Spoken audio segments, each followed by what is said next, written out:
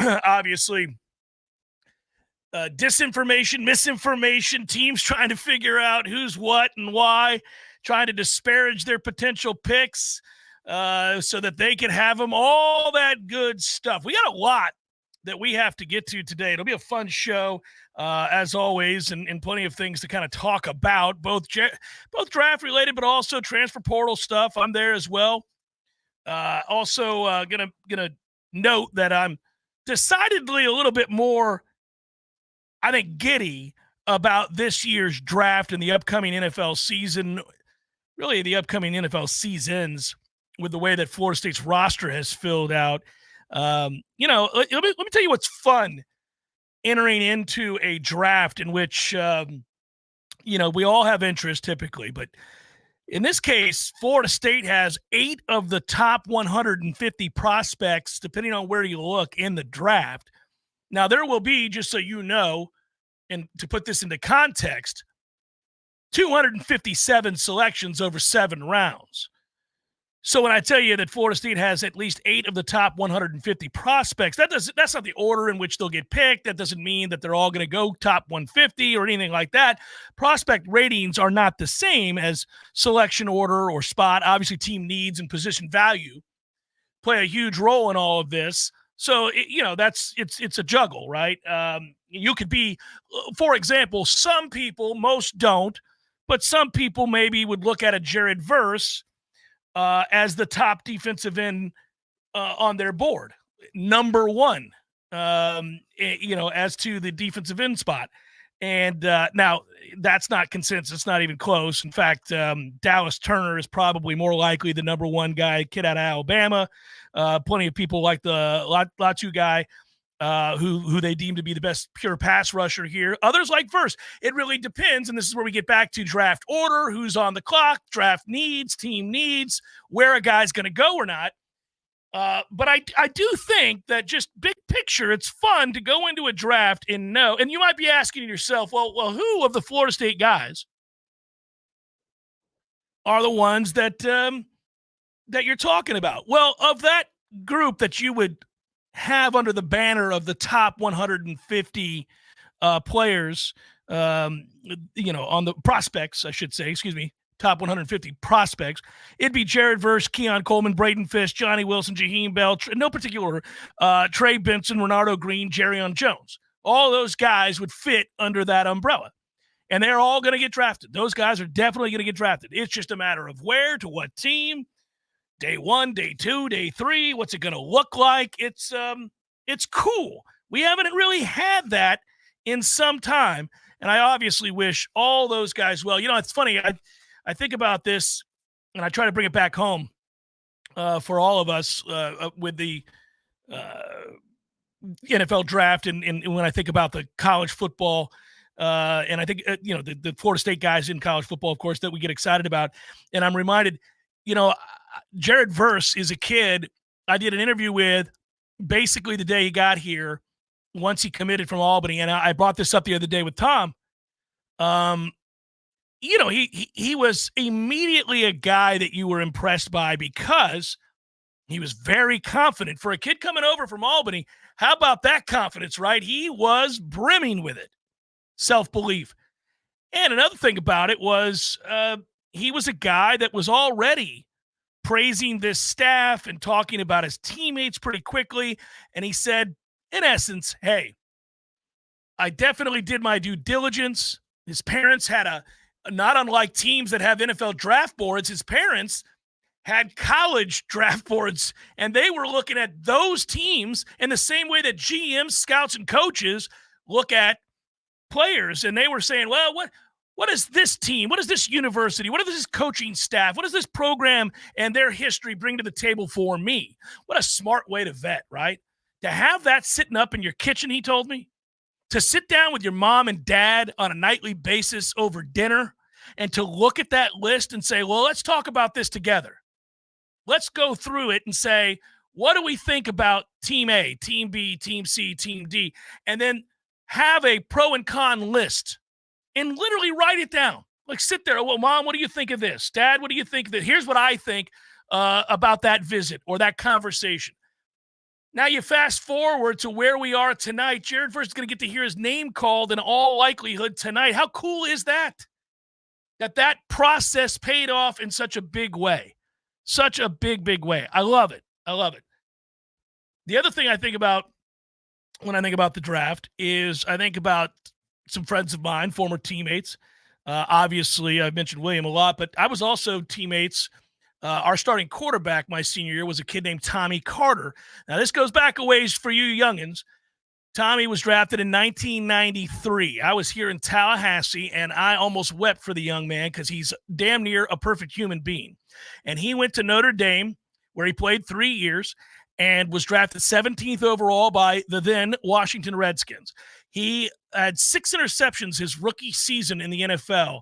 One of them was against Dan Marino on Monday Night Football. I'll never forget that as well. But my favorite part about that kid realizing his dream, that young man, my now friend of 30-plus years, is that guy did everything right, and he was also the fastest person I've ever been around. And I remember that he called me from Notre Dame when he went there, and he had outrun Rocket Ishmael in his freshman season. And then when he got to the NFL, I said, well, did you outrun Darrell Green, who's going into the Hall of Fame, by the way? Darrell Green, one of the fastest people to ever play in the NFL. And he said, no, I did not. No, I did not. I did not. But I was close. At least was in the same ballpark. It's so cool to think the commitment and the time and the effort and the sacrifice that these guys make and then have it realized. I like this with any draft. I'm this way about, all the drafts, but none of them seem to be as interesting. Like, you don't sit around, people don't celebrate draft day for Major League Baseball. You don't really celebrate the NHL draft. Like, it's largely a bunch of people you've never heard of. But because college football is so wildly popular, and because we watch all the leagues and all the divisions and all of the programs, we have a pretty good idea. And then we were going through this the other day about percentages and how few of these guys that these teams are going to draft make it.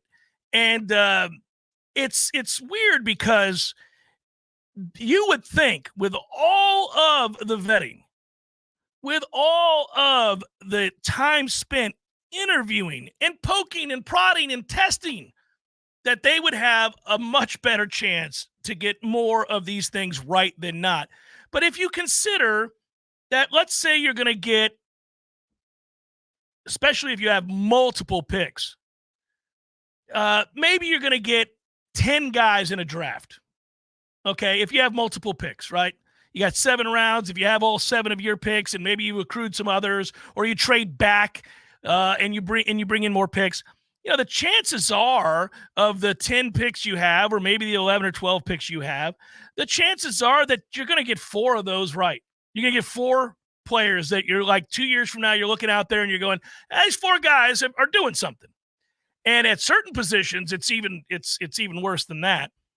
And what does that do? Well, that gets you in the conversation as a fan, because I think all of us who pay attention to the game, and all of us who really take the time and are invested, and maybe you played a little yourself, a lot of people listening to this show certainly played, you feel like you've got a decent acumen about the game. You feel like you know what you're looking at a little bit. You can certainly look at traits of a player and say, well, I think he fits here, he doesn't fit here. This is a guy that would work right in this system, but not this system, that kind of stuff.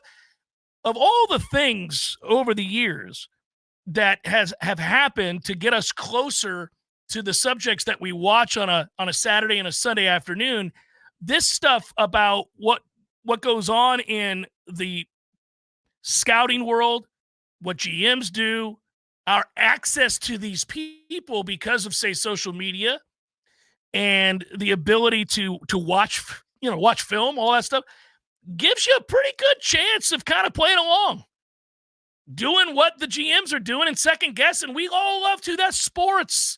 Listen, it's so funny how this works.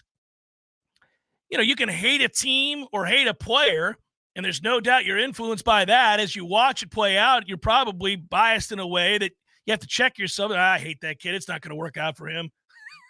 Or you hate the organization, and they make a pick. You're like, oh, good, stupid asses. That's not going to work. And we all do that with each other when it's somebody else's team or somebody else's pick. It's crazy. What were they thinking? When it's your team, you're like, okay, I can see it. I can see it. I'm not wild about that pick. That's not who I would have taken, but I can see it. This is hilarious. We always do it. It's great. It's fun to watch. Quickly in the Heisen Legal Law Firm chat, I see some of you there populating. Appreciate that always. Haley, I've already answered this. I've done this over the last few days. We're good to go on injuries from the spring in terms of those that participated and people you saw get dinged during the spring football showcase. It seems to me that we're going to be just fine when it comes to Benson and Ferguson moving forward. That's the good news. This is where we're at. I'm not allowed to go into the depth about injury. I do want to segue quickly here in this opening segment about something that we're all watching very, very carefully, and that is, of course, the transfer portal and trying to get a handle on the market. And one thing I'm beginning to realize through observation, the powers of observation, but certainly making a few phone calls, this particular cycle in the transfer portal market is not robust. It is not filled with a bunch of elite players. There's not an overabundance of real difference makers out there. And I'll tell you what I come back to here. I think Florida State is going to continue to be very selective. I think they definitely want a defensive tackle. I don't know that they're going to get a defensive tackle, that they're going to get a guy that wows you. I think they're certainly going to go out and get a wide receiver. But there isn't a Keon Coleman out there that is an obvious choice that you could throw money at and say, you got to get that guy. That's the one guy. Here are the 5 receivers that are out there. One of them is clearly number 1 on this list. It's a big drop-off after that. Then you're going to go and say, well, maybe I really wouldn't want to waste my time with that guy. But all of this is informed by what they did when they brought in DJU. Think back to the end of the season and what Florida State was or was not going to be in all of our minds moving forward. What we thought on the heels of 13-0 and then the disastrous snub and the game of which we do not speak, right? So we know all of that. And then we thought, okay, well, what will they do? And we had a debate about, with the losses you were going to have on the roster, what kind of moves do you make? And are those moves informed by the idea that you could once again come close to repeating something of a season that you just saw, a 13-0 campaign, a 12-1 type thing? Is there something you could do with that? And it's fascinating because I wrestled with that. I thought they're going to be a good team, but I don't know that they're going to be a national championship caliber team next year with all that they have to replace. But could they still compete for the conference and be a playoff team? And I answered that yes. And so you were kind of, is this a 9-3, 10-2, 11-1, 12-0? Define your terms. What do you think they could be? And I said, well, the coaches will tell us what they think by what they choose to bring in or not bring in. But when they brought in DJU, they basically were telling you they did not want to see a significant backslide. And when you have a talented player like a Brock Glenn, okay, who obviously we think a lot of and we think in time will be a very good prospect at quarterback, you still have to accept that even if you like his upside, that he would be a first-year starter had you not brought in DJU. And first-year starters at quarterback, no matter how talented, are going to have to pay their dues. They're going to take their lumps. There's going to be a game or two in the process, speed of the game, all of that.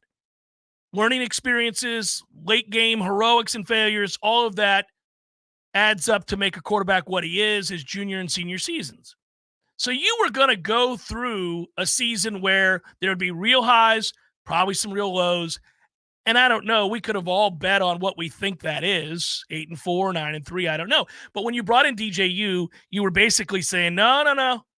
We want a really experienced guy because we think the talent on the roster, especially when it became obvious that you could go get, this wide array of talent from Alabama because of the circumstances that happened there, that you could bring in a potential star receiver from Alabama and running back from Alabama and offensive lineman from Alabama, that these were kids that were all like an Earl Little Jr. defensive back. That, like, you were thinking to yourself, man, all these guys want to come here?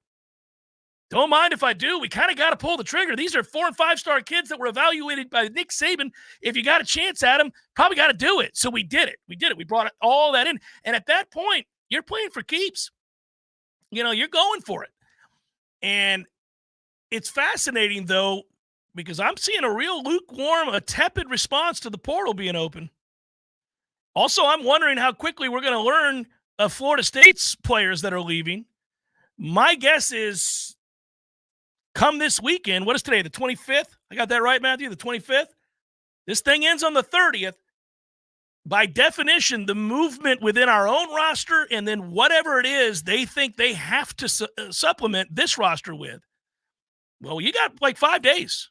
This is it. We're probably going to find out a lot. We all want to know now.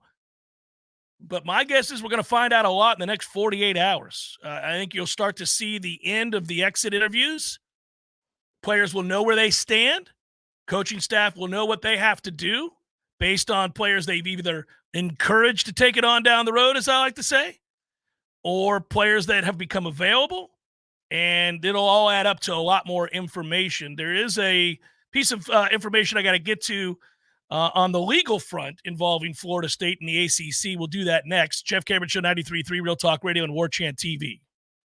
Fans, our partner ISF Inc. is a national management and IT consulting firm located right here in Tallahassee, Florida, solving the future for state governments through strategy, process, and technology. As a trusted advisor for state governments, ISF knows the importance of defining a clear and detailed strategy. Our friends at ISF can help your organization create a strategy that sets you on a path to success. ISF, your vision plus our expertise brings your brilliant ideas to life. Visit ISF.com to learn more. ISF, solving the future. A cup of joe, Java, brew, go-go beans, brainwater, liquid lightning, wakey juice, whatever you call your cup of coffee, you're missing out if it's not Grassroots Coffee. At grassrootscoffee.com, you'll find an easy way to order the best roasted coffee beans available. It's very simple. Choose the blend you want and how you want it ground, and the bag you receive will have the date your beans were roasted and packaged on it, all written by hand and signed by the roast master himself. You'll know that's as fresh as it gets. You can get Grassroots outside of your house also at some of your favorite restaurants in town. Next time you're out to eat, try asking for Grassroots Coffee by name, because there's a good chance they will have it for you. And if you own a business, Grassroots Coffee has options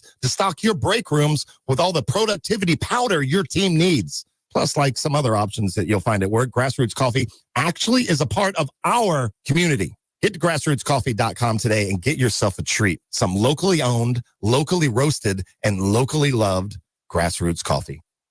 If you've been waiting for the perfect time to buy your new house, you'll be waiting forever. This is Shannon Young with Fairway Independent Mortgage Corporation, and I have been a mortgage lender for over 20 years. And I can tell you that there is no such thing as perfect timing. So take the first step towards your new home and let me show you what that really looks like. Chances are very high that you'll be very surprised at what I can help you do. When rates go low, prices go high, and that home that you've been eyeballing could be gone. If you're wondering how the drop in interest rates is going to affect your payment, give me a call. I'll be more than happy to show you all of the options available to get you into your new home. And for every single loan that we close for a fellow Knoll, I will personally donate $250 per closing to the Battle's End. Let's do this together, and let's keep climbing. Call me today at 954-369-6171. That's 954-369-6171. Or you can find me online at loansforknolls.com. That's loansforknolls.com. Equal housing lender. NMLS number 373031.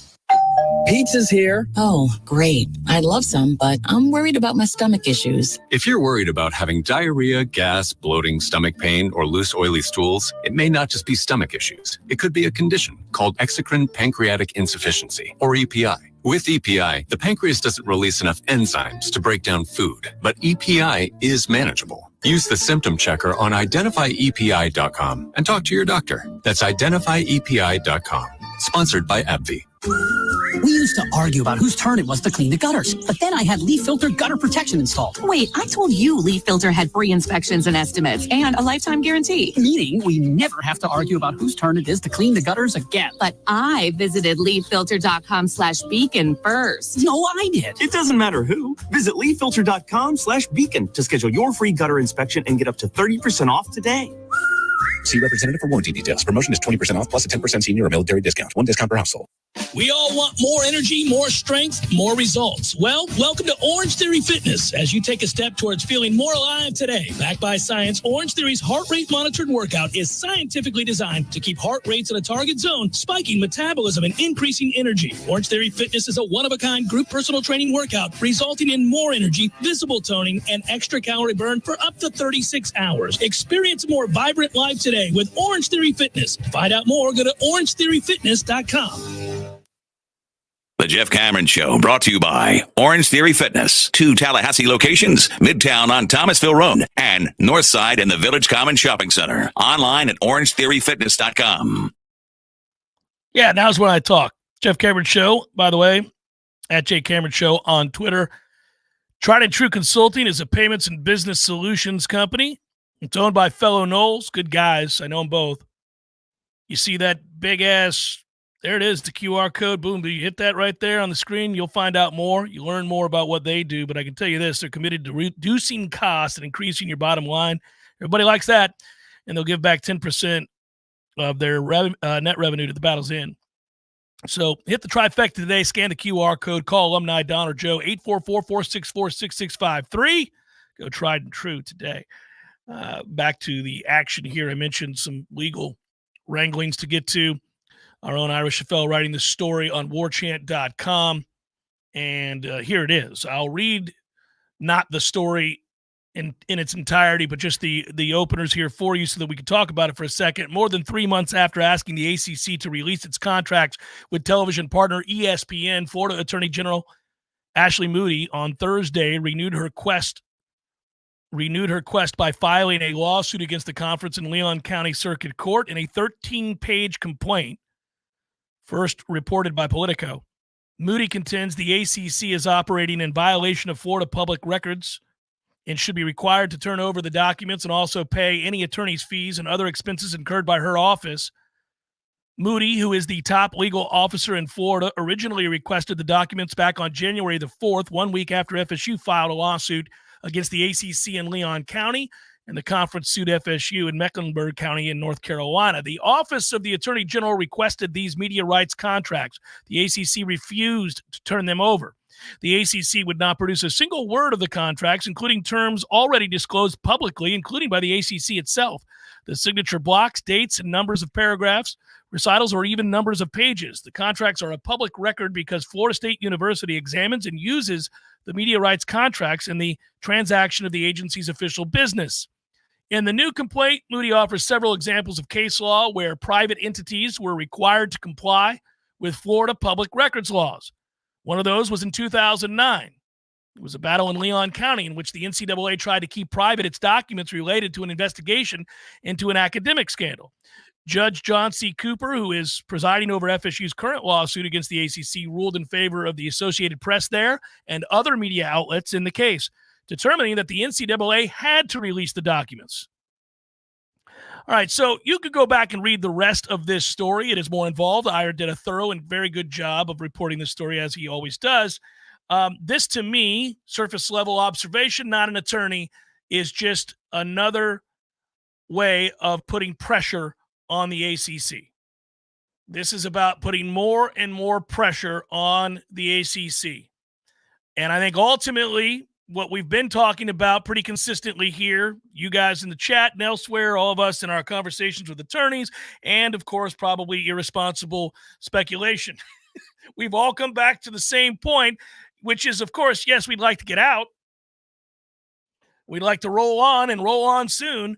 But probably more than that, we want to certainly create a situation by which we can get to the negotiating table and find a more reasonable number by which to stroke that check and ride out. And I just look at this. I view it from the prism of anything that can help provide more pressure, legal, financial pressure on the ACC and or ESPN, the better. And, we would like to believe the greater the likelihood that this thing gets mediated, that this thing gets negotiated to a place where we find a suitable number. Don't know. I also think it means that it bogs things down some more. And ultimately, we've come back over and over and over about every time there's a setback or a delay or a request or something of that sort, we end up, there's an action that has to be taken, but then that action can be responded to in a course of weeks, sometimes days, but usually weeks, by the other side. So when this happens, you have this suggestion from a judge or you have this action from an attorney, then the other side has a reasonable amount of time to respond. That could be 7 days, could be 20 days. And next thing you know, we're getting this bogged down in what happens in the course of legal action is a lot of time goes by and we're all antsy and nobody likes it. Nobody likes to have things pushed back, elongated, delayed. Not when it comes to your financial future, not when it comes to the future of where it is you're going to be playing college football or college basketball for that matter, because this is, we found out that Watkins is declared for the NBA and Florida State loses another player. They bring in another player. But just as it stands now, Florida State already facing the departure of 3 seniors and the loss of 6 players into the transfer portal. FSU basketball received what I would call as a kick to the cojones when Jameer Watkins said he's declaring for the NBA draft foregoing his senior season. Look, this was a guy that we didn't expect to have the kind of season that he did this past year. He was rather unremarkable at VCU. He came here, and man, did he have a campaign. It was very, very, very good. In fact, scored 15.6 points per game, rebounding to the tune of 6 per game, had a total of 64 steals, as well as starting all 33 games. He was a scoring machine for Florida State. He led the team in field goals attempted, made, free throws attempted, made, was second in three-point shooting, assists, block shots, minutes played, all of it. He's the only player on the roster who could, attack the basket and make things happen. If we're going to assume for a moment that nobody else jumped ship, you'll have 2 returning players from last season, Chandler Jackson and Bull Bowen. We'll see. It's not good.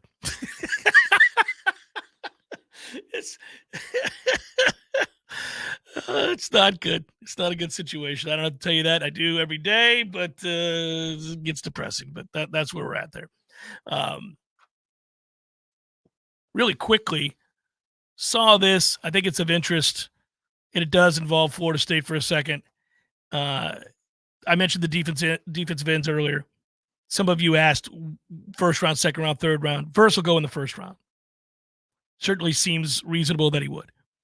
There are 3 that NFL teams love. It's interesting to pay attention to the teams in tonight's draft that have had interest in perhaps trading up. That's always interesting, depending on what you think they're after.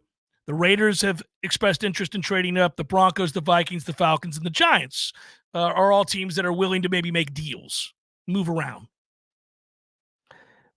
Defensive ends, the big 3, Dallas Turner. They love the traits out of Alabama. A lot of people believe the Atlanta Falcons will draft Dallas Turner. Jared Verse, described by most scouts, if you kind of put together an amalgamation of all of the write-ups of what he is, one word keeps coming up.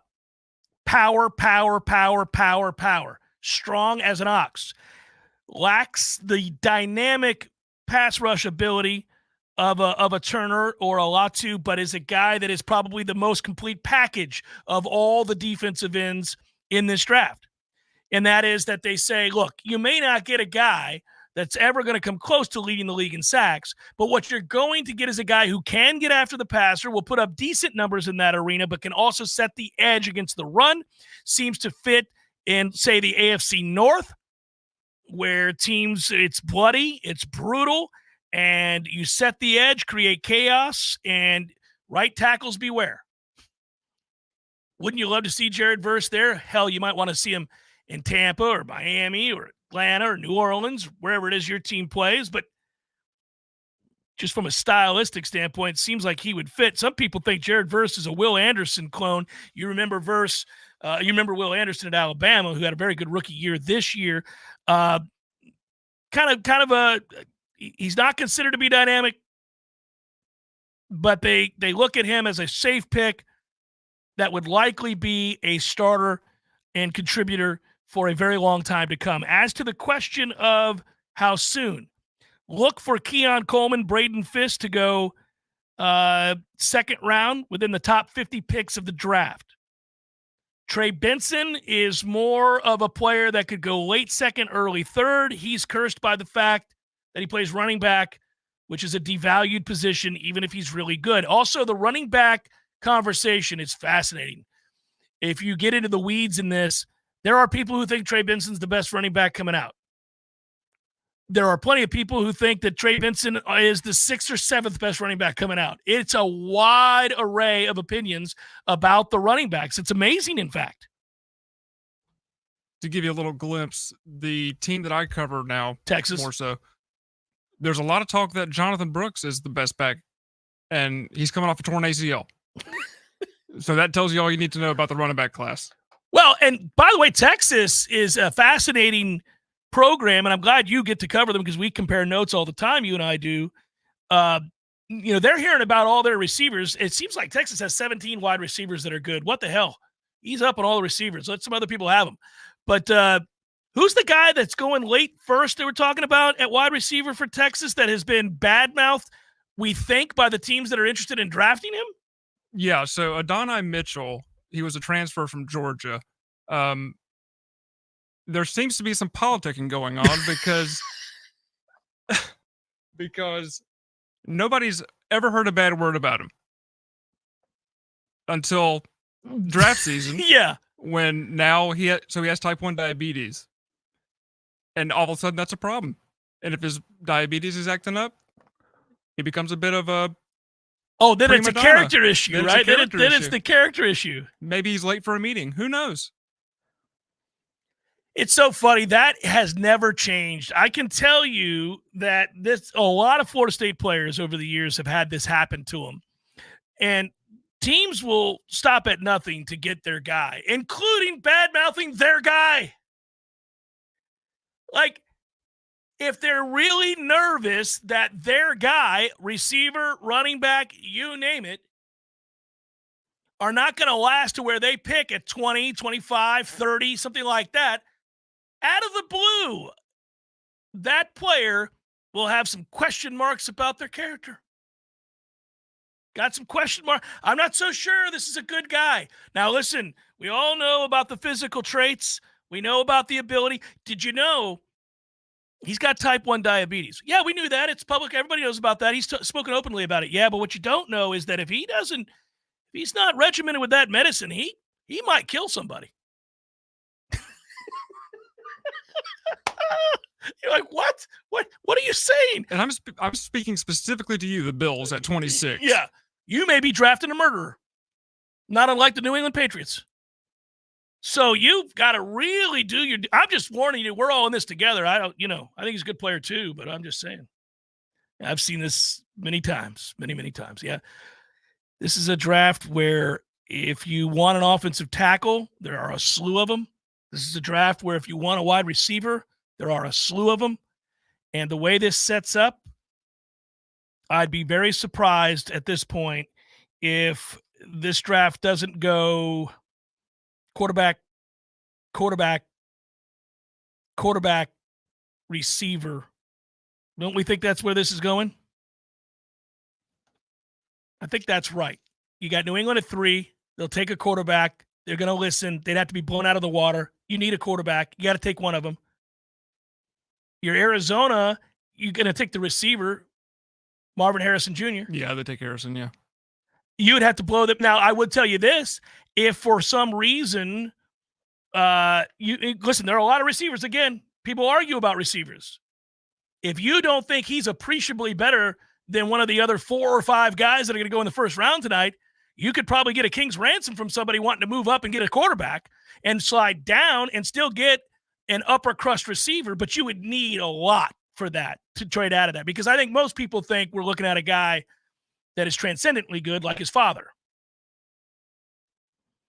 Never lose your nerd writes, hope my Rams get Jared Verse. Might. Jared's easy to root for. A lot of these kids are easy to root for.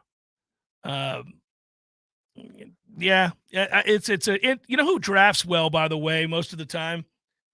That guy Tobin at Cincinnati knows what he's doing, and they're going to need a receiver to replace Perkins. I'm just looking at all the teams that are going to want a receiver. And, you know, what NFL teams have already done to this point, their draft board's done. They're talking to clubs about tentative deals today. Scouts are chilling or visiting spring practices elsewhere. Calls for guys, teams that are looking at the 4th or 5th or 6th rounds, trying to get more, and they're putting together their compensation packages, that kind of stuff. That's what you got going on. But right now, everything's locked up. This has been the quietest it's been regarding the rumor mill, because I think the commissioner put the kibosh on, like, teams leaking information because they got tired of draft day kind of being second fiddle to those that cover the draft's social media because those folks were announcing everybody long before it happened. Schefter was famous for it. Here's who they're going to take with pick 7. It's already happened, guys. Like, we haven't started the draft. Come on, man. It's Jeff Cameron Show, 93.3 Real Talk Radio, Warchant TV. Your local news now. A crash took place in the area of Carp Lane and Sale Court late Tuesday morning, leaving one man dead. Police say just before 11:15 a.m. Tuesday, a man was collecting trash on the back of a garbage truck before being struck by the truck as it pulled forward. He was taken to a local hospital, but unfortunately, he died from his injuries a short time later. Police are currently investigating the fatal accident. This is an active and ongoing investigation. Another crash happened that same morning involving 2 vehicles, leaving one of the drivers deceased. The crash happened at the intersection of Capitol Circle Northwest and Gearhart Road. One driver was taken to a local hospital with serious injuries before succumbing to those injuries. The second driver was transported with non-life-threatening injuries. An investigation is underway. This is Rachel Lene with your Real Talk 93.3 local news update, brought to you by Macklemore Systems, Tallahassee's go-to Mac store. Check them out online at McElmoreSystems.com. This is meteorologist Paul Trombley with your Real Talk 93.3 weather update.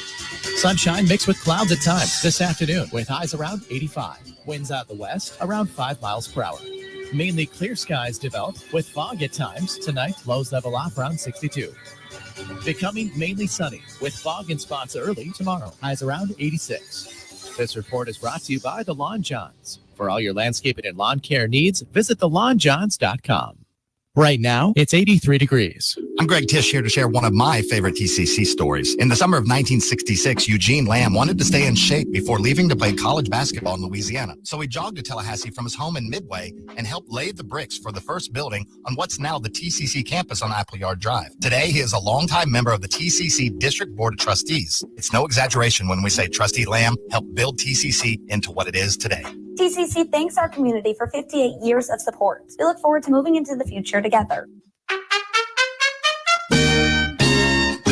There is no Bigfoot, Eddie. Would you stop with that nonsense? There's a Bigfoot, Jeff. I wish there were. By the way, I don't want you to point to me as the guy that takes all the fun out of the room. I wish there was the Loch Ness Monster. I wish there was the Bigfoot. I wish there was the Chupacabra. All the things. They're all mythical except for the Bigfoot. The Sasquatch. The Bigfoot? The Bigfoot. There's big feet. There's lots of them. So, like, different, breeds, like different kinds there's of... There's like, families. There's different families. And, so there's if they're in the snow, you call them a Sasquatch. Or the Yeti, right? Yep, and then here in Florida, that's a skunk ape. And, I've never heard that one. By the way, why do you think it's real? We would have found them by now. They're the hide-and-seek champions of the world. Nobody finds the Bigfoot. I think you believe in Bigfoot. I do believe in Bigfoot. You don't believe in I believe in Bigfoot. Don't tell anybody you believe in Bigfoot. I would go look for Bigfoot, but he scares me. Gordo's, bringing the flavor and flair of Cuban food to Tallahassee since 1996.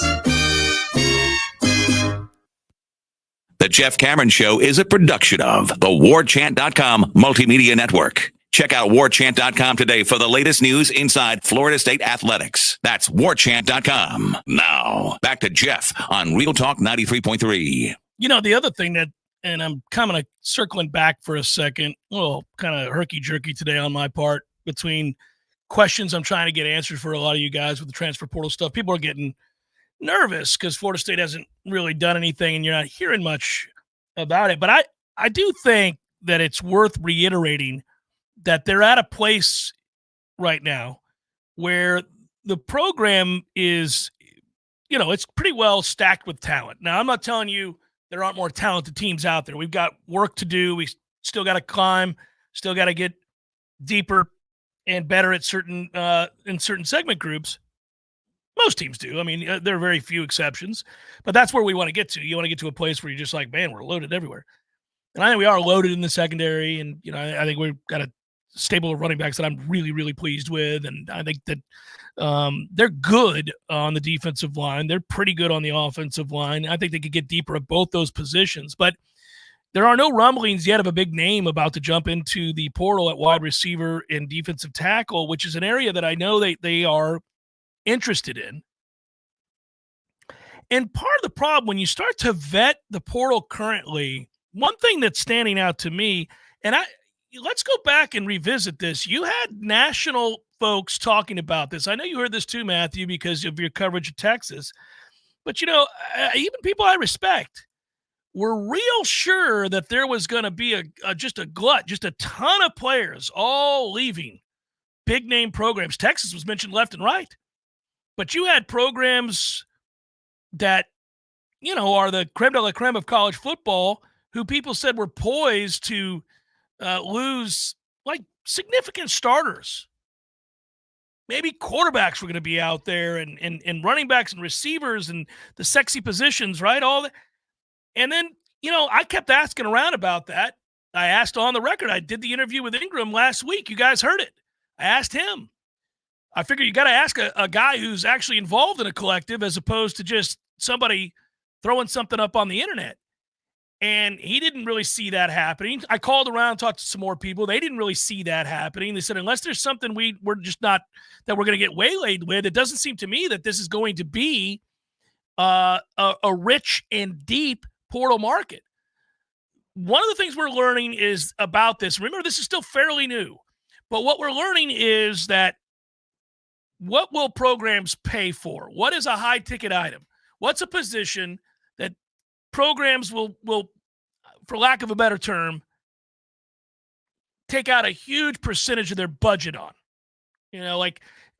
I'm just making up numbers here, but if you got $1 million to spend in NIL money, is there a position that you'd be willing to spend, 600,000 of that million on? Like that they're that hard to find, that they're that significant in the way that they impact programs and games and seasons. Our team's desperate within that realm, and they say, you know what, I'll overpay for this. And defensive tackle is one of them. Defensive tackle is the position that programs will spend big money on. And so it's difficult because there aren't that many that are in the portal that you would identify as massive game changers. Like, it wasn't hard for Florida State to make the decision last year to go out and get Keon Coleman. He was a proven commodity. He was an asset at a place where they struggled on offense, struggled to throw the ball. They were in a conference that's not known for slinging it around the lot traditionally. And he still put up good numbers relative to that conference, that quarterback, that team's talent level. And you just kind of knew, like, that guy's ready-made. He's an NFL wide receiver. He's 6'4", 200-plus pounds. He catches the ball in traffic. He's unlike anybody you have on your roster. And you need something to go with Johnny Wilson. And this guy would come in and immediately change who you are offensively, given what you already had at quarterback, given what you thought your offensive line was going to be, given that you had Trey Benson. You thought, okay, that's it. You got a guy, he's the cherry on top. We'll do it. But every cycle is different, and there's not always that obvious guy. There's not always somebody that you say, well, you can't miss. This guy's interested. We got to get him. We got to take him. He's a difference maker. We're going to go 12-0 with him as opposed to 9-3. Like he's a 3-war. He's somebody like that. Well, that's why each cycle's different. When you look at this current cycle, first of all, there hasn't been a huge run on elite players from elite programs flooding the market, and that we're going to be wowed by. No, we're not. We're not wowed by any of this. Look at the market. Go look at the players. I'm not trying to disparage all these guys that are in the portal. Not a lot to choose from. Not a lot there that says, got to do it. Can't wait to spend a huge percentage of my budget on this, third string defensive tackle. I can't wait to spend 65% of what we have to spend on NIL with new players on a kid that may not crack the 2 deep. You in those moments, you ask yourself, are you just better off standing pat and accruing money, saving money, and waiting to see, do we know, maybe somebody in the next 48 hours just decides, that's it, I'm out. It could still happen. These end of spring exit interviews are still going on. Some springs are still going on, right? So you don't know. There may be somebody. A lot of times you can catch wind of that. You can hear that, hey, there's a guy from, I don't know, LSU, Georgia, Ohio State, Alabama, Michigan, that is thinking about leaving. Maybe you had prior contact with a player at wide receiver, at defensive tackle in previous cycles, or at least there was mutual admiration. There was maybe somebody had reached out to you. They were thinking about putting their name in the portal, but they weren't real sure. They never did it. They still have another year. Maybe they'll go back in. You're waiting back. You know what? That's the kind of player that changes the game. The rest of these guys, they're depth pieces. They're not really game changers. And right now, given the position that they play, because everybody wants a defensive tackle and everybody wants a wide receiver, they're very expensive to bring in. We're going to end up having to overpay for a kid that we don't think is a difference maker. If you think that you have a roster right now to go 10-2, 11-1. If you think you have a roster that's 9-3, worst case scenario, as currently constructed, who's the player you're bringing in? Well, it has to be somebody that gives you a legitimate chance to go undefeated, or at least go like 11-1. You got to think in your mind, this is a player that changes us from 9-3 to 11-1. I'll do it. I'll overpay. This guy's that good. We got a chance to win the national championship if we bring in this player. If you're bringing in a player that you say, half a game, maybe. I thought we were going to go 10-2. Still think we're going to go 10-2, just with a little bit better depth. Maybe a little bit larger margin for error than we had. That's it. Maybe a little bit. Half game. If you were to lose this starter, now you're 3 deep instead of 2 deep, so you wouldn't be panicking. Maybe. Well, what are you willing to pay for that? You're not going to pay $700,000, $800,000 for that, and you're going to let other teams overpay for that because you're playing the long game here.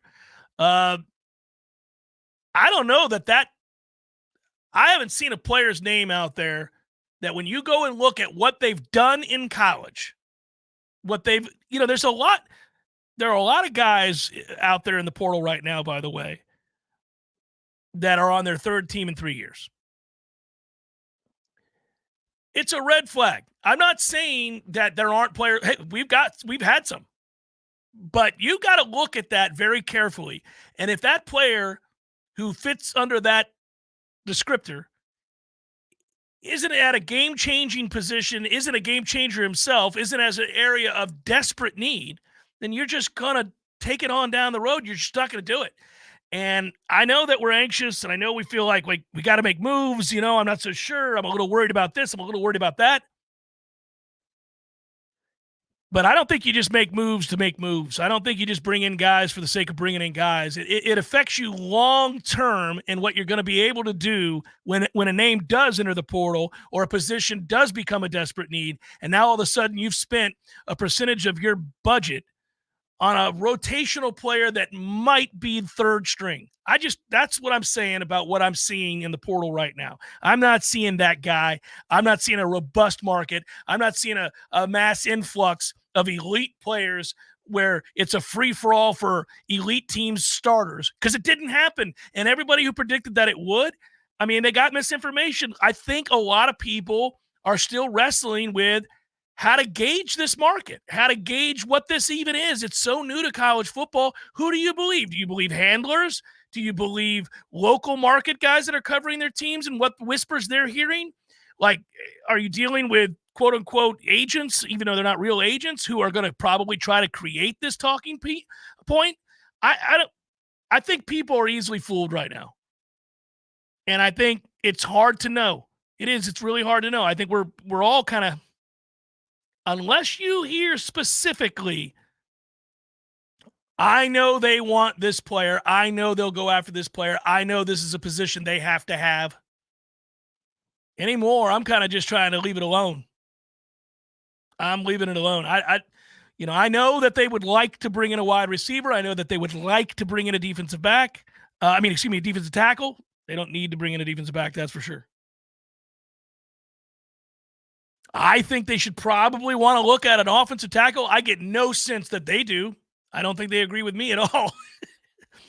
Trust your coaches. You don't have to trust me. I think they would be wise to bring in an offensive tackle, but I'm not hearing it. And part of that might be that even if they do want to do that, there's nobody out there that they're like, oh, that's the guy. So that's what makes it difficult. Hour number 2 forthcoming. Stay with Jeff Cameron Show, 93.3 Real Talk Radio, Warchant TV.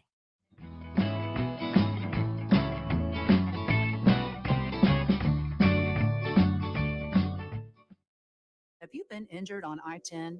I'm Dana Brooks. Attention, Florida. Are you a victim of an auto accident? We introduce our live chat sponsor, Hyson Leaka Law Firm, dedicated to representing injured clients statewide. If you've been in an accident, call Hyson Leaka Law Firm at 813-803-0733 for a free consultation. Remember, there's no cost to you unless they win. Your interests come first with Hyson Leaka Law Firm, the name you can trust for justice. Call 813-803-0733 now or visit HysonLeakaLawFirm.com. Hyson Leaka Law Firm, your advocate in times of need. Everybody knows that. Patty and I don't know. This is Patty Wilson. I am Patty Wilson. What is the idea behind said promo? It's for Patty's Playhouse. We're on Patty's Playhouse Saturdays at 11. Tune in. That's stupid. Just tune in. Saturdays at 11. Patty Wilson, Patty's Playhouse. House talk with a happy ending. Each and every time. Widden Glass has been taking care of business since 1945. When you call Widden Glass, you're dealing with experienced, reliable professionals who offer only the best. Like Widden's top-of-the-line bath enclosures that provide style and luxury at an affordable price. Eye-catching storefronts are a specialty at Widden Glass. We'll help you design it and install it. Widden Glass, the first name in glass replacement. Call 222-5781. Okay, Kohl's has some epic deals right now that are perfect for early summer prep, and I need to talk about it. I just went and found my entire family tees under $8 and sandals under $30. Not to mention new patio essentials for 30% off, plus Iron Kohl stash. So don't wait. If you want great brands and great prices for a great summer, you got to get to Kohl's. Select styles. Some exclusions apply. See store or Kohls.com for details. What's keeping you from learning the language you've always wanted to speak? Too hard. Takes too long. Not with Babbel. Babbel's interactive lessons, podcasts, games, and more make learning fun. Fun isn't hard. Right. And in 10 minutes a day, Babbel's bite-sized lessons are designed to get you having real conversations in as little as 3 weeks. That's not long. It's not hard. It's perfect. It starts here. Go to Babbel.com to try for free. That's Babbel.com. Babbel.com. There's fun to be had every night at the Corner Pocket. Take-home prizes on Trivia Tuesdays and Beer Bingo Thursdays. And kickstart your weekend with Martini Fridays. Plus, happy hour runs every weekday and game day specials every time the Noles take the field. Watch all the best games at the Corner Pocket's Vegas Wall, featuring 560 inches of flat-screen TV heaven. Oh, really? The best food, the best drinks, and the best place to watch all the games. Tallahassee loves the Corner Pocket. Coming up next, more of the Jeff Cameron Show. Live and local on Real Talk 93.3. WVFT, Greta, Tallahassee. The latest betting odds and live movements from Vegas. This is your action update. Now here are your latest lines from our guys in the desert. Jacksonville Jaguars had the 17th pick of the first round. The NFL draft gets underway today in Detroit. Position the Jaguars will draft Cornerback minus 200. Offensive lineman 6-1. Wide receiver plus 225. Tampa Bay Buccaneers have the 26th pick of the first round. Defensive lineman edge plus 150. Offensive lineman 2-1. Cornerback plus 220. The position drafted by the Buccaneers with their first pick. NASCAR this week, Kyle Larson plus 450 to win the Cup race at Dover. Xander Schauffele, Patrick Cantley 4-1 to win this week's Zurich Classic of New Orleans. Free betting splits available at vsin.com/split. For more sports betting news and information, go to vsin.com. Mike Son at Real Talk 93.3. Whether you own a local business or a global one, you're always looking for ways to position your operation to create opportunities and move on them faster. With Bank of America, you get access to experts, award-winning insights, and business solutions so powerful, you'll make every move matter, locally and globally. Visit bankofamerica.com/banking for business to learn more. What would you like the power to do? Copyright 2024 Bank of America N.A. Progressive presents Flo and JD announcing a monster truck rally. And here comes the Obliterator. Whoa! And he's up on two wheels.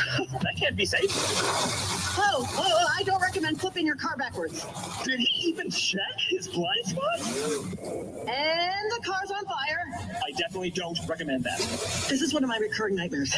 Progressive is all about keeping it safe, so bundle your home and auto for 24/7 protection. Progressive Casualty Insurance Company affiliates and other insurers. Coverage not provided for monster trucks. Not available in all states. Sarah here with Seminole Auto Glass. Hey, Greg. Hey, what's up? It's turkey season. Have you hit one yet? A turkey? No. Good for you, because we've seen more turkey suicides than anything lately. Oh, no. Yeah, we had a pretty foul morning. Oh. But our customers just went to Seminole Auto Glass and uploaded their insurance card. We got them back on the road with feathers flying in no time. Hey, Greg, which side of a turkey has more feathers? The outside. Oh. Better call Seminole. Seminole Auto Glass. Call 850-539-4527. You probably already know that Pinch a Penny Pools and Spas is your one-stop destination for all pool maintenance needs, offering everything you need from chemicals, cleaners, vacuums, nets, and more. But that's not all. Pinch a Penny also carries a huge selection of premium hot springs hot tubs paired with easy financing options, making these luxury hot tubs affordable for everyone. And if you have an older hot tub and you're worried about the hassle of removing it, worry no more. Pinch a Penny will not only remove and haul away your old hot tub, but also offer a trade-in value for a credit towards your new one. So why wait?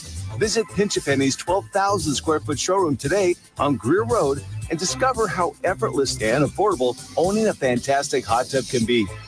Find out more at TallahasseeHotSpring.com. That's TallahasseeHotSpring.com. We all want more energy, more strength, more results. Well, welcome to Orange Theory Fitness as you take a step towards feeling more alive today. Backed by science, Orange Theory's heart rate monitored workout is scientifically designed to keep heart rates in a target zone, spiking metabolism and increasing energy. Orange Theory Fitness is a one-of-a-kind group personal training workout resulting in more energy, visible toning, and extra calorie burn for up to 36 hours. Experience a more vibrant life today with Orange Theory Fitness. To find out more, go to orangetheoryfitness.com.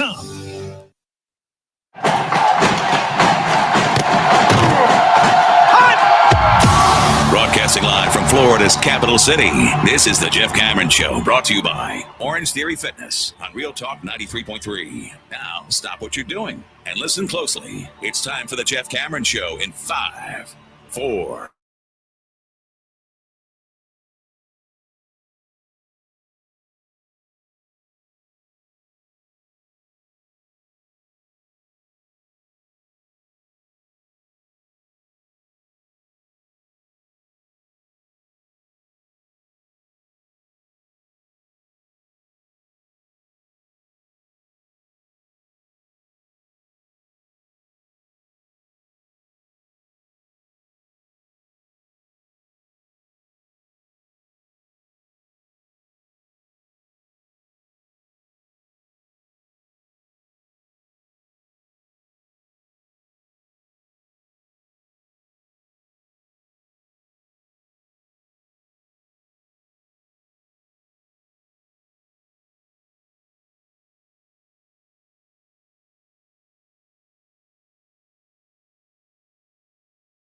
everybody know that, attention, Florida, if you're a victim of an auto accident, we introduce our live chat sponsor, Heisen Legal Law Firm, dedicated to responding and representing to injured clients statewide. If you've been in an accident, call Heisen Legal Law Firm, 813-803-0733 for a free consultation.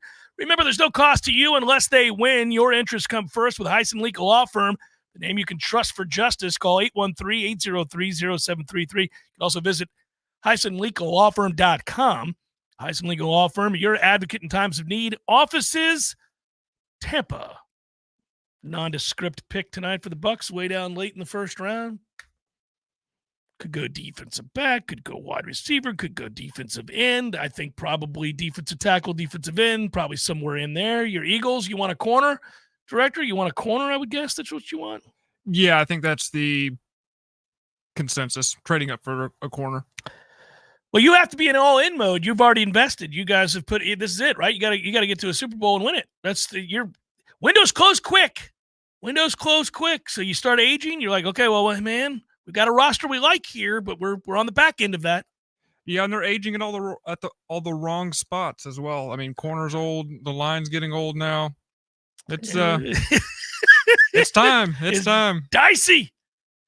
It gets dicey, man. It gets dicey. I do think that as of tonight, at this point, the draft starts with the 4th pick held by the Cardinals. Their GM, Monty Ossenfort, told teams he will not move the pick until he's on the clock. So they're not going to do anything until tonight in the 4th pick, and then let's see if they get that offer that some people think are out there. The next team that needs a quarterback are the Vikings. But, I want to say this. I don't know why they would move off that pick at number 11 to go up and get J.J. McCarthy, who might be there anyhow if you wait at 11. But even if he didn't, even if he went, if somebody else wanted him, I'm taking Michael Penix Jr. over J.J. McCarthy. And I know he's going to be there at 11 in all likelihood. So, I mean, even if that's what you wanted to do, he throws a much better ball, I can tell you that. I think it's interesting with Harbaugh tonight, the Chargers at 5. To me, if they're going to go by their MO, they're going to go offensive line. That's who he is, right? Now, you might say, well, they better bring in a young receiver because they've lost receivers. But his MO is to run the damn ball and make life a lot easier on his quarterback. And J.C. Latham is mean. He's 6'6", 340 pounds. And if you're going to decide to play bully ball in that conference, which means you're going to zag when they're all zigging, then you would bring in a dude like that. It makes the most sense, and especially considering Herbert's injury history. And he's always, I think his first couple of years, he's been in the top 3 in sack percentage. Yeah, and they want to run the ball. They do, and it would open things up for him. I do think it's fascinating. We all watched Brock Bowers this past year, last 2 years. So I started looking at this morning, wondering about tight ends in the draft.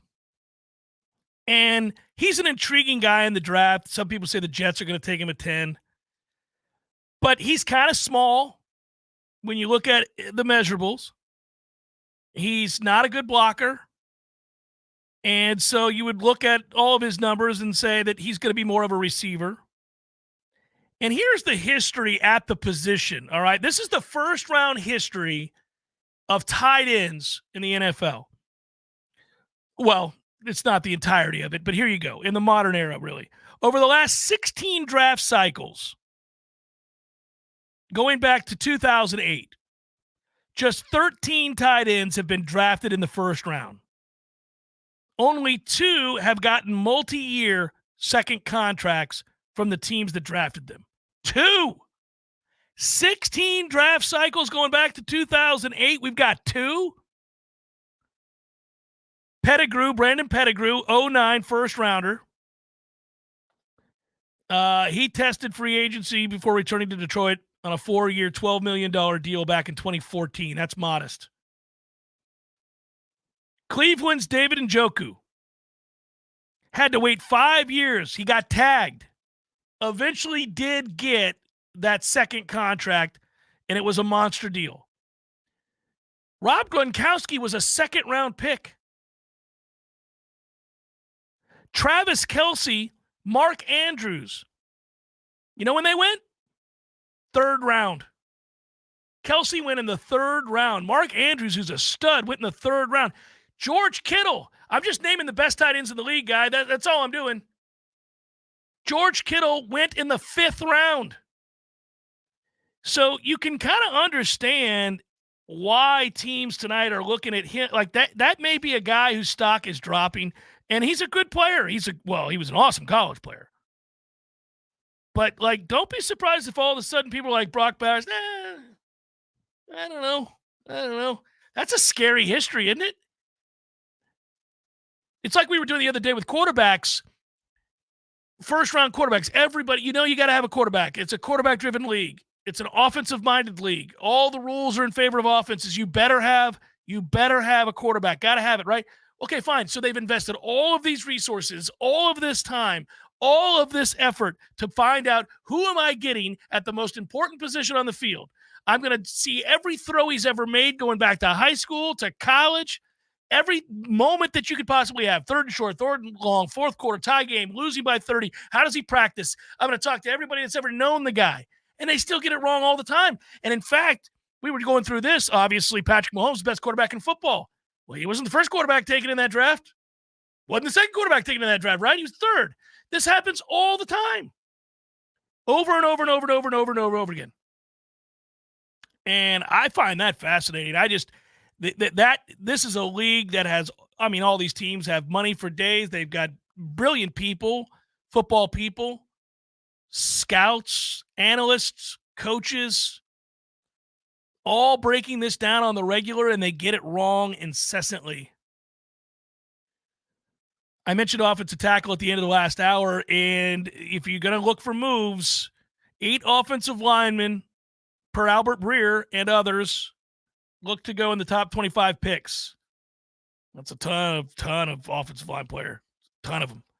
I mentioned Florida State's players when they could get drafted. Jared Verse tonight, Keon Coleman, Braden Fisk tomorrow. Again, then we start looking at guys like Trey Benson, Johnny Wilson, Jaheim Bell, Renardo Green, Jarian Jones. We're rooting for you guys and all the other Noles that are out there. Let's make it happen. Let's see our guys punch their ticket and have a dream come true. And then all of a sudden, it is a league infused with a ton of Florida State players, which is obviously great for recruiting.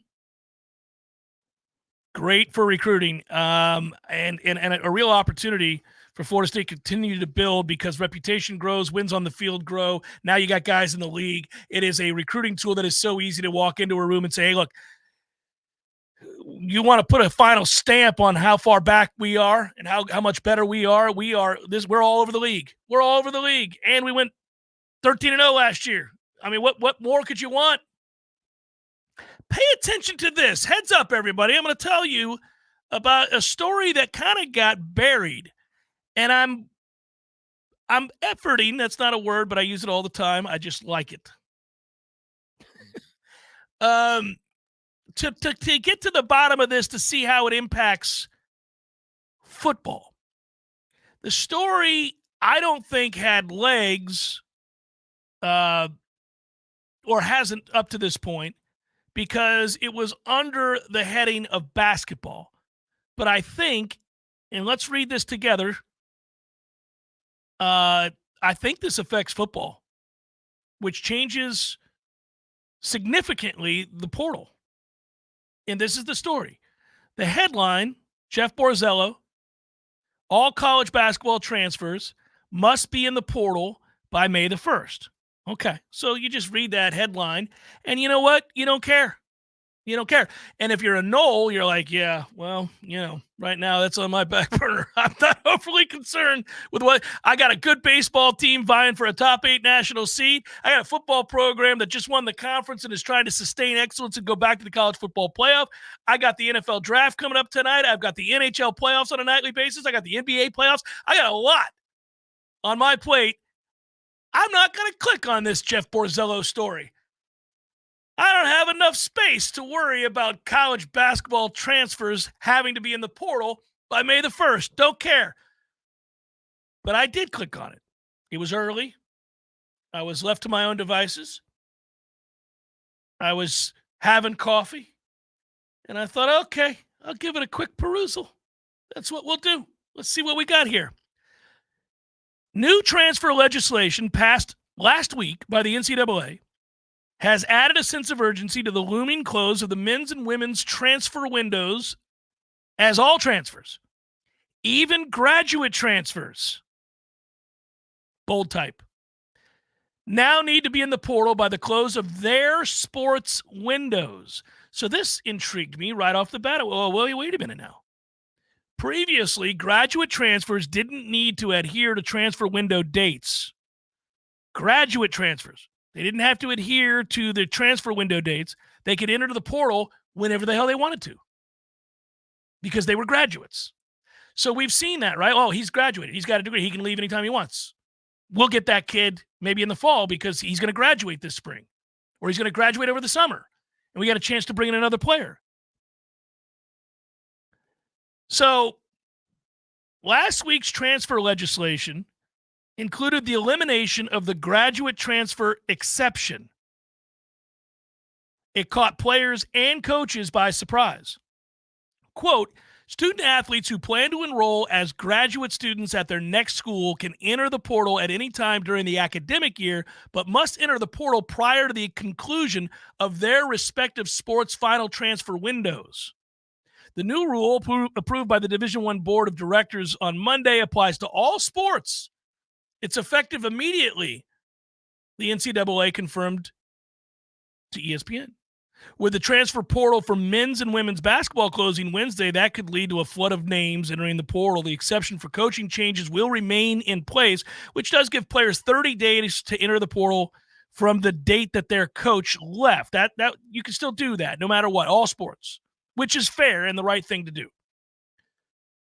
So this would apply, you've got, obviously there's some big name basketball players that this applies to, and since he covers basketball, he's going to note those things like a Kentucky player or a BYU, whatever. I don't really care about that.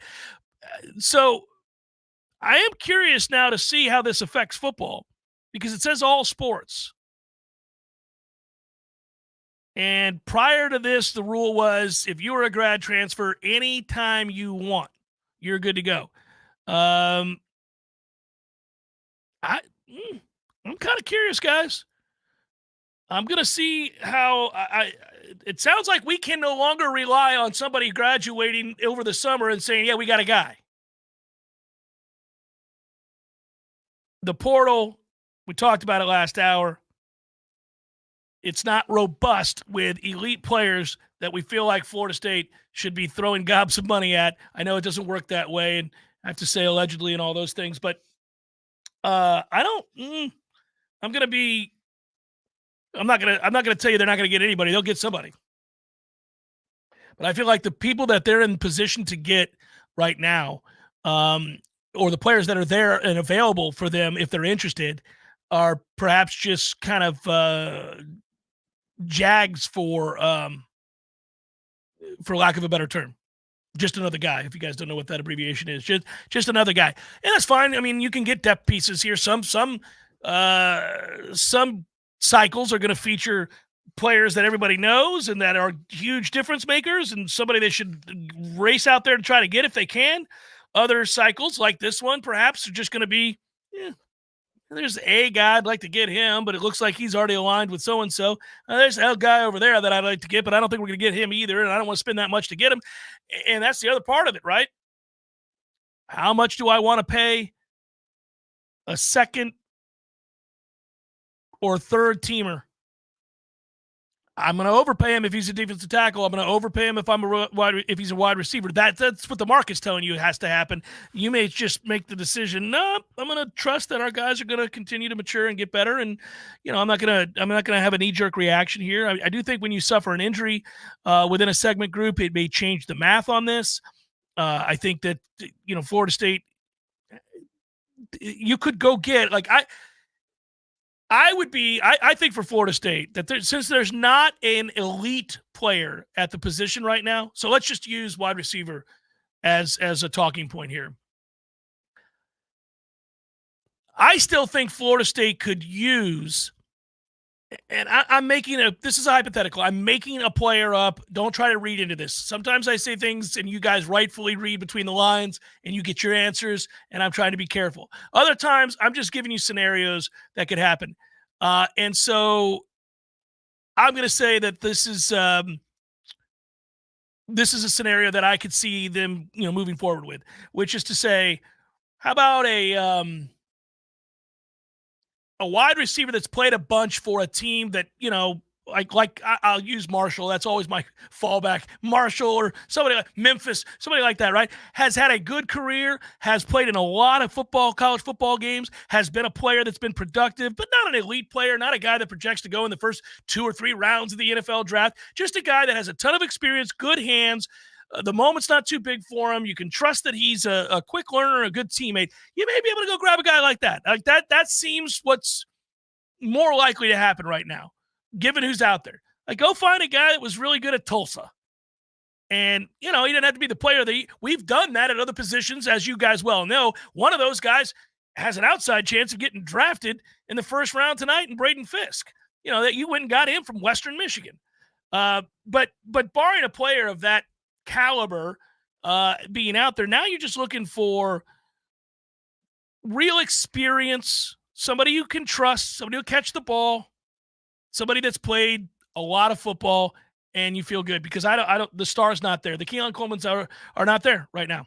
Jeff Cameron Show 93.3 Real Talk Radio and Warchant TV is now open on Cary Forest Parkway near Ology Northside, Tallahassee's only premier market where you can receive the famed Snake River Farm steaks and premier meats. Social Kitchen also has chef-prepared meals and sides ready to serve in just under 20 minutes. Perfect for those very busy springtime weeks, weekends, you name it. Hosting some people at the house. Hey, Social Kitchen also has build-your-own charcuterie boards and catering. Stop in and visit Social Kitchen today or visit us online at socialkitchentlh.com. socialkitchentlh.com.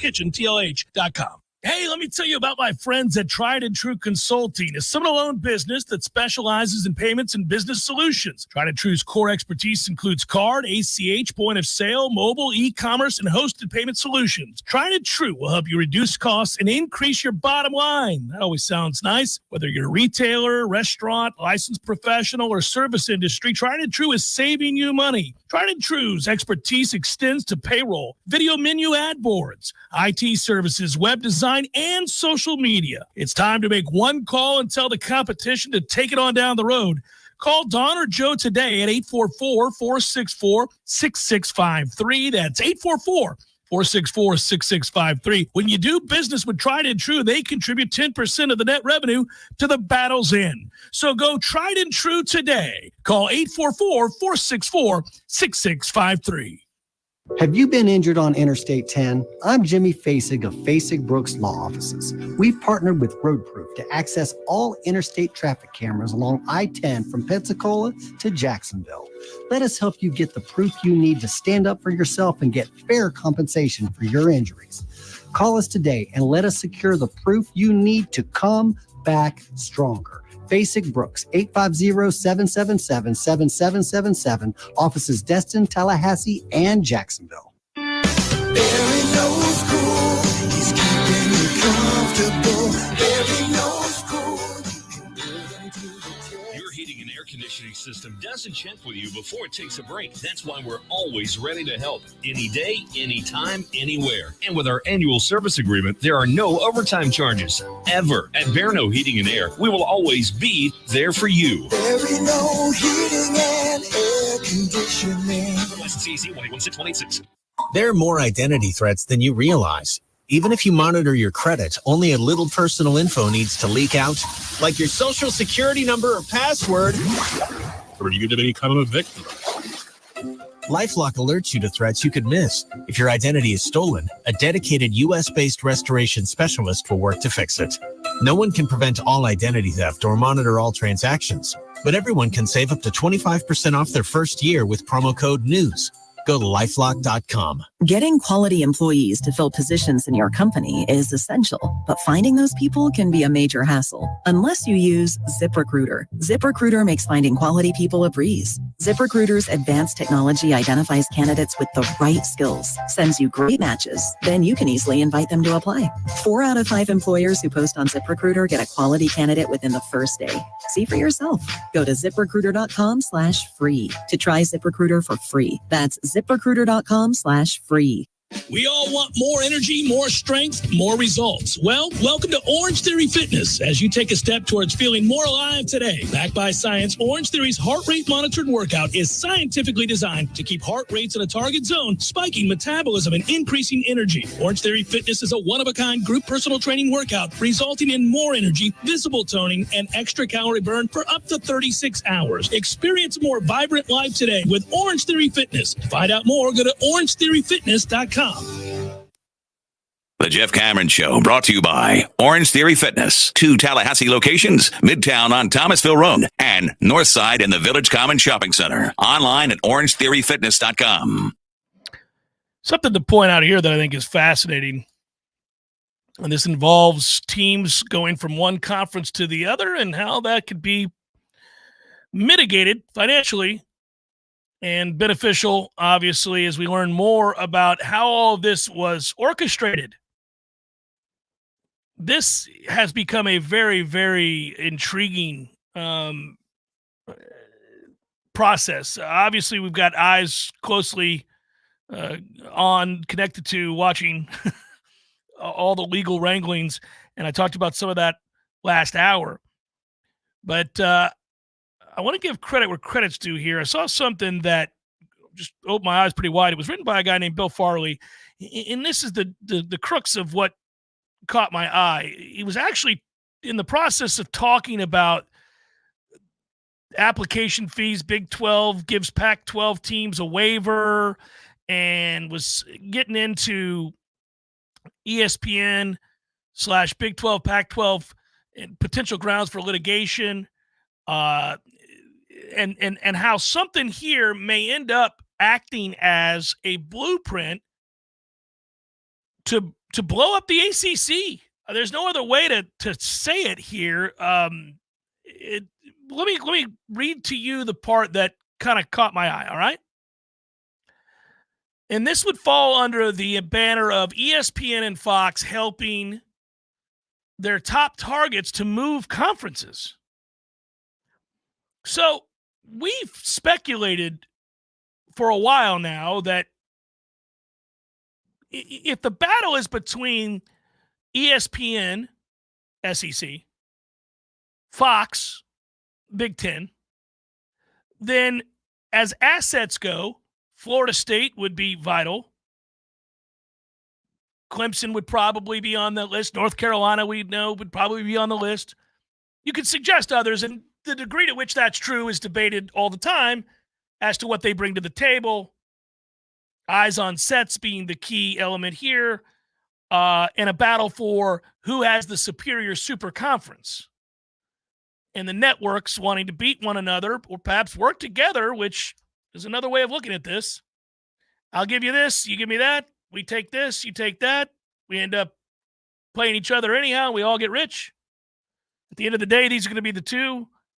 For a while now, I've been talking about being less interested in the debate as to whether Florida State should hitch their wagon to the SEC or the Big Ten. And we've had a lot of people say, well, we don't know. Do they have a landing spot? I've argued and maintained that they would not have ever filed a lawsuit if they didn't have an understood and agreed upon wink, wink, nod, nod type deal. People don't want to be sued.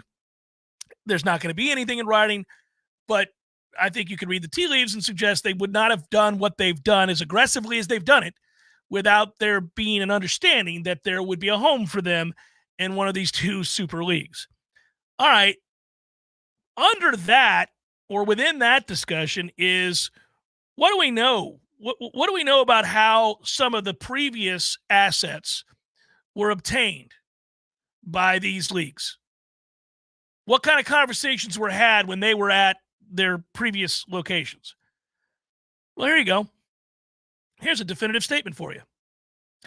Texas, Oklahoma, Oregon, and Colorado receive financial assistance from their new conference media partners to assist in the transition to a new conference. ESPN will make a transition payment to Texas and Oklahoma that will pass through the SEC, which is above and beyond what ESPN was scheduled to pay the SEC. That payment will be made sometime between July 2024 and July 2025. There is actual contract language that you can read to that end. I'll read a snippet so you don't think I'm making it up. It'd be hard for me to make it up. I'm not that smart. I don't write contracts. The institution has represented to the SEC, then ESPN Inc., or an affiliate of ESPN Inc., has agreed to make a transition payment to the SEC over and above all rights fees and other payments otherwise payable to the SEC by ESPN and its affiliates, earmarked and designed for distribution to the institution, provided that ESPN Inc. or its affiliate makes such payment to the SEC on or before June 21st, 2024. The SEC will distribute such a payment to the institution on July 1st, 2024. If the SEC receives such a payment after June 21st, 2024, the SEC will distribute such payment in its entirety to the institution by July 1st, 2025. All right, so that speaks to what I just said above. Fox is giving Oregon the option to collect an advance of up to $10 million a year from future media revenues. Statements from the University of Washington indicate this advance is to ease the transition costs, primarily travel, of the new members.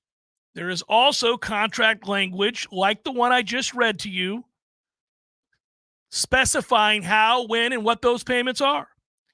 An advance up to $10 million, by the way. I mentioned Colorado. You say, how does this fit in?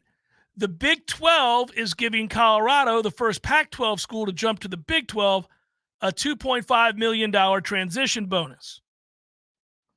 That is also supported by Colorado agrees that notwithstanding anything the contrary in the conference's bylaws or rules, it shall participate fully in conference revenues distributed to member institutions. Colorado shall receive a membership transition bonus upon execution of the agreement of $2,500,000. So the financial aid to transition schools from one conference to another funded by media companies is what we're talking about here. We're talking about what media companies are willing to do to work with, how closely they're working with conferences and their media partners to secure new members. I mean, this would stand to reason then that there's an understanding. I think, until it happens, we won't know what those numbers are, but it stands to reason that FSU would be set to obviously fall under the same category as, say, Texas and Oklahoma. They received assistance from their new media partners. So, look, man, this could get I don't know how this is going to affect the legal process and the court filings. I just know that when you now know that, in fact, ESPN and Fox helped that the targets they were looking for, helped them financially to move conferences, engineered it. That's what that is. They engineered it. I would think that'd come into play in this lawsuit between FSU and the ACC. And ESPN, kind of being dovetailed into this to some degree because we've seen that element of it. So something to keep an eye on. Fascinating to read about. Jeff Cameron Show, 93.3 Real Talk Radio, Warchant TV. Now, the Gadsden County Sheriff's Office said on Facebook Wednesday night that several agencies are working around the clock to find Reginald Smith. He's considered to be armed and dangerous. Smith is accused of killing a man at a home on Liberty Road in the Sawdust community late Wednesday morning. The victim and suspect lived in a home together. The Sheriff's Office also says Smith may have set fire to a home and a car, perhaps to serve as a distraction. Deputies found the burned car on Providence Road. GCSO says Smith was last seen wearing a black t-shirt or perhaps maybe shirtless. He was also wearing blue jeans and white tennis shoes. Is approximately approximately 6 feet tall and weighs anywhere between 175 and 190 pounds. Smith was last seen in the area of Providence Road and Carolina Road. Anyone with information regarding Smith's whereabouts, or if you see him, you should call the Gadsden County Sheriff's Office at 850-875-8811. This is Rachel and A with Real Talk 93.3 Local News Update, brought to you by Macklemore Systems, Tallahassee's go-to Mac store. Check them out online at MacklemoreSystems.com. This is meteorologist Paul Trombley with your Real Talk 93.3 weather update. Sunshine mixed with clouds at times this afternoon with highs around 85. Winds out the west around 5 miles per hour. Mainly clear skies develop with fog at times. Tonight, lows level off around 62. Becoming mainly sunny with fog in spots early tomorrow. Highs around 86. This report is brought to you by the Lawn Johns. For all your landscaping and lawn care needs, visit thelawnjohns.com. Right now, it's 83 degrees. Hey, no fans, our partner ISF Inc. is a national management and IT consulting firm located right here in Tallahassee, Florida, solving the future for state governments through strategy, process, and technology. As a trusted advisor for state governments, ISF knows the importance of defining a clear and detailed strategy. Our friends at ISF can help your organization create a strategy that sets you on a path to success. ISF, your vision plus our expertise brings your brilliant ideas to life. Visit ISF.com to learn more. ISF, solving the future. There he is. Haven't seen this guy since, what was it? Oh, shoot. U2 at the Sphere in Las Vegas, baby. Hey, how about that, man? Wasn't that fun? Good show. Good show. Everything about it. Nearly perfect. Nearly perfect. I had everything I could possibly want. I wanted one thing, couldn't find it, and I looked everywhere. No Cubans. What do you mean? No Cubans. There was Cubans. No, I didn't see any Cubans. Dude, no. I'm sure there was Cubans there. I mean, you know. No, I walked around. There was a moment right before the show. I thought, got to find some Cubans. Nothing. Dude, there's Cubans. There was Cubans. I'm sure there was Cubans. In Las Vegas? In Las Vegas. No Cubans in Vegas. There's Cubans in Vegas, man. Eddie, there were no Cubans. Chef. The sandwich. There were no Cuban sandwiches. You're Cuban. Of course I know there were Cubans there. Oh, the sandwich. Yeah, no, there probably wasn't many there in Vegas. No Cubans. No, not yet. Gordo's, bringing the flavor and flair of Cuban food to Tallahassee since 1996. The Jeff Cameron Show is a production of the Warchant.com Multimedia Network. Check out Warchant.com today for the latest news inside Florida State athletics. That's Warchant.com. Now, back to Jeff on Real Talk 93.3. Yeah, R. Wilmer, so Fox would help us out, ESPN not so much. No, I think either would. To answer your question, what I was just talking about there, I think that will be part of any deal that Florida State has when this whole thing ends. Probably. I keep getting back to the fight between the two networks. You know, I don't know how if ESPN ends up seeing that at some point this is inevitable, that the ACC, which was an asset to them, not as big an asset as now, yes, the SEC, but if they realize that this thing is over, it's all over but the shouting, that this isn't going to end well, and that those programs that would be the most TV friendly and fought over, sought after, Florida State, Clemson, whoever you want to say is next after that, North Carolina, maybe to some extent Miami, I don't know, haven't been relevant in 20 years. Whoever else, Virginia, whatever you want to go with. Okay, everybody has different thoughts on this, but I would be very surprised. It may happen. Maybe it's agreed upon by the powers that be. I don't know.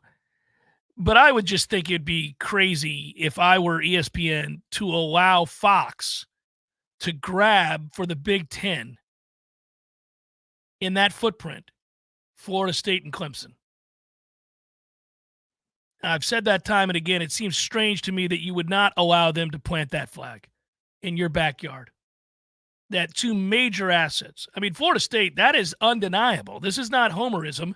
Go look at the numbers, look at the TV numbers, look at the gear bought, all of it. Like, it would just be nuts to allow them to go to the Big Ten. Now, I'm not saying it won't happen. It might. I don't know.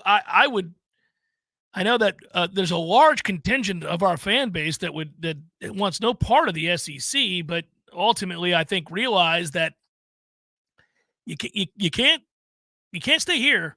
So if it has to be the SEC, then it's the SEC. And if it has to be that you're in bed with those sons of bitches that screwed you a year ago in ESPN, then that's what it's going to be. And you won't like it, but you'll do it because you can't be here. Here is death. You could not like that. You could hate that. You can absolutely loathe the idea of it. But ask yourself this, operating at a deficit of $30 to $40 million per year plus on down the line, what does that leave you? No chance to compete, and you'll become Nebraska. And Nebraska's in a money-making conference, but they don't compete. But I'm just using them as an example of a once proud, tradition-laden program. That is another thing. Just a side diatribe here. I can't believe, when they lost Trev Alberts, All-American, All-World player, we all remember how good Trev Alberts was. When they lost him as athletic director, and he went to Texas A&M recently, and I did some work with that Nebraska site, our equivalent on 3, and love those guys, all great guys. I can't imagine the devastation of those fans, because to me that signifies even more of the end. One of your own who was as proud as they come and making great money and bleeds for Nebraska just said, nah, ain't going to work out. I'm taking it on down the road to Texas A&M. Golly, there's all kinds of money. Maybe not in Lincoln, but in Omaha.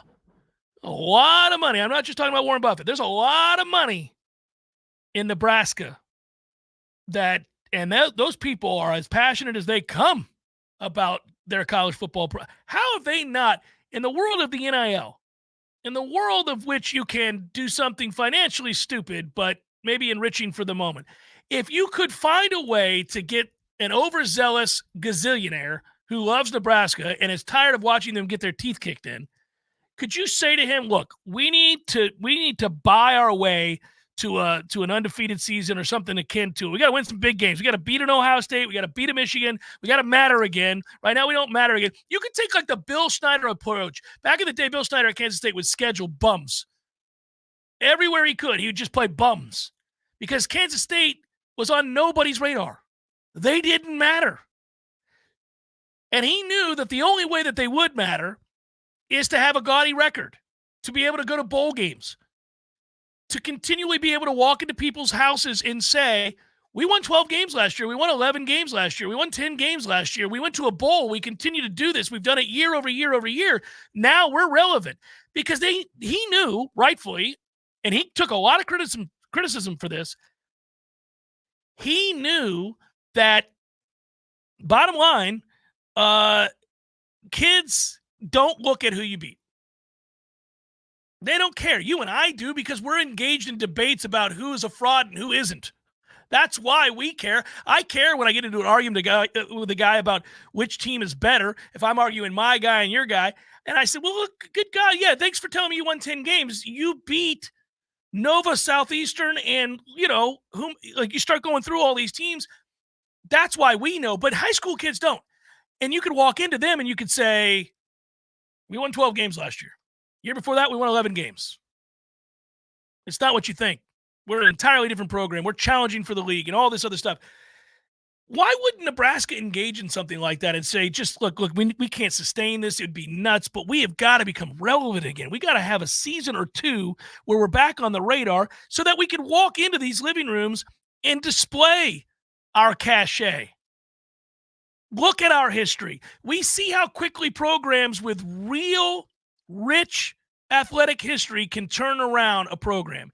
If you are Florida State, if you are Oklahoma, if you are, name the program that's had success, that's won national championships, that's done all of those things, okay? If you're one of those programs, you just need a reason. You just got to give those kids a reason to buy into all that. Because once you get them on campus and you say, hey, look here, well, that's the national championship. That's a national championship. That's a Heisman Trophy. That's a Heisman Trophy. That's a Heisman Trophy. These are conference championships. These are huge bowl wins. This is who we are. It's not what you've seen us in your high school time. These 4 years you've been in high school, I know we haven't mattered, but we're back to mattering. But you can only do it if you can walk in and say we're back to mattering because you got to matter. You got to win 12 games. I just can't believe they haven't done it. I felt like the NIL would allow that for some of these other programs to just be like, screw it, we're going to overpay. I know it's insane. We shouldn't have to give this defensive tackle $2 million, but we need to get him from Ohio State. We need to get him from Florida State. We need to get him from Alabama. We need to find these kids, overpay them, get them here, and let's go. I know it sounds really simplistic. You got to have culture. You got to have a lot of things. But, man, they haven't done it at all. They're just out there steady sucking. It's kind of surprising to me that has continued. Don't you think if anybody's going to do it, it's going to be Matt Rule? And then if he can't do it, it's just not coming back. Well, damn, man, that's brutal. Can you imagine? Matt Rule is a very good college coach, and he should be able to do it. I just can't. I mean, can you? If you're we were all worried about this. This is another way of me saying I'm really, really pleased that Mike Norvell turned out to be the guy. You just never know. Like if you whiff again, and all of a sudden that is the end of Jimbo's time, followed by Willie's time. And let's just say that Mike didn't work out. It was too much for him, and he stunk too. And all of a sudden, you had bad upon bad upon bad, and we're looking up, and it's been 11 years, and you haven't been a blip on the radar, and you got to climb out from that. Now, we don't have the struggle of geography that Nebraska has. You know, we don't have that same situation. People aren't flocking to go live in Nebraska. So, I mean, that helps us. But, man, I keep thinking about how if you had whiffed and you had been buried to the extent that they're buried, and there are places like Nebraska, apparently, where when that happens, you can't find your way back out. You can't find your way back out. Miami fans are trying to go through this right now. That's why they're paying Mario Cristobal all that money. They better find a way because they haven't been relevant in forever. They're going to be looking around at each other like, Jesus, man, are we ever going to be any good again? Like, we don't matter at all. That's Nebraska right now. Don't matter at all. And it really shouldn't be that way. Their tradition is rich. They were one of the elite programs in college football history. Stink now. They haven't done a damn thing. If I'm Matt Rule, I'm finding that dude, whoever that guy is. You know, like Pickens at Oklahoma State, whoever, you know, I'm going there. Warren Buffett. I know you're 1,000 years old, but you're a Nebraska guy. Well, who owns Omaha Steaks? I mean, there's so much. I don't know. You could go to Warren Buffett. I mean, you don't have to just go to Warren Buffett. Hey, man, brother, you're one of the richest people in the world. Can I get $300 million and turn this thing around? This is ridiculous. Look at us out here in the back alley for 20 years. People spitting on us on their way into the bar. Last week, that guy took a leak on his face. We got nothing. We can't fight back. We got nothing. This is ridiculous. I need your help. In a moment, we're going to have to. I see you guys debating in here about the SEC, the Big Ten, Fox, ESPN. It would make me sick too, but guys, what are you going to do? What are you going to do? You got to, and honestly, here's the hard part. If we're being realistic, you kind of really need, you probably really need to go to the SEC. You can't stay here, so the Big Ten's fine, but you kind of, from a standpoint of the local economy, Tallahassee, how great this would be for local business owners, this community in general. Every week, it's Georgia, it's Ole Miss, it's Tennessee, it's Alabama, it's Florida, it's, Auburn, LSU. I mean, think about it. Every week, a massive carnival, crazy people coming to your town, spending money without a care. Wicked High, nice name, writes at Jeff Cameron, have you heard anything about ESPN telling the ACC to settle with FSU and Clemson by June 30th or they won't renew their contract? No, not from. I'm not saying that hasn't happened. I'm not saying it has happened. I have not heard anybody say with any degree of specificity that's true, that's a thing.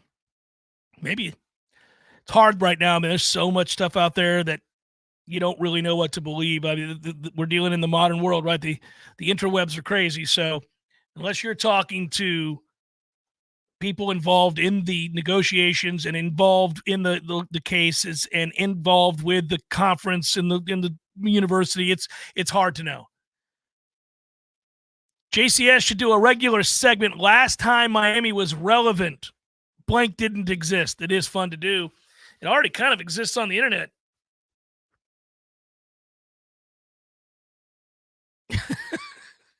I mean, it would be, it kind of already does. You remember the memes where they'd have somebody, an explorer in a faraway outpost. Nope.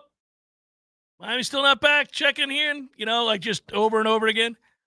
We have to say goodbye in mere seconds to you folks on the internet. Or at least in the chat, because we're about to do probables here in a second. And in doing so, I do want to note that you can find probables. Got to tune into 93.3. Go to the website, listen live, click on it, make it happen. Goodbye, everybody on the internet. Goodbye, you folks. For you radio people, we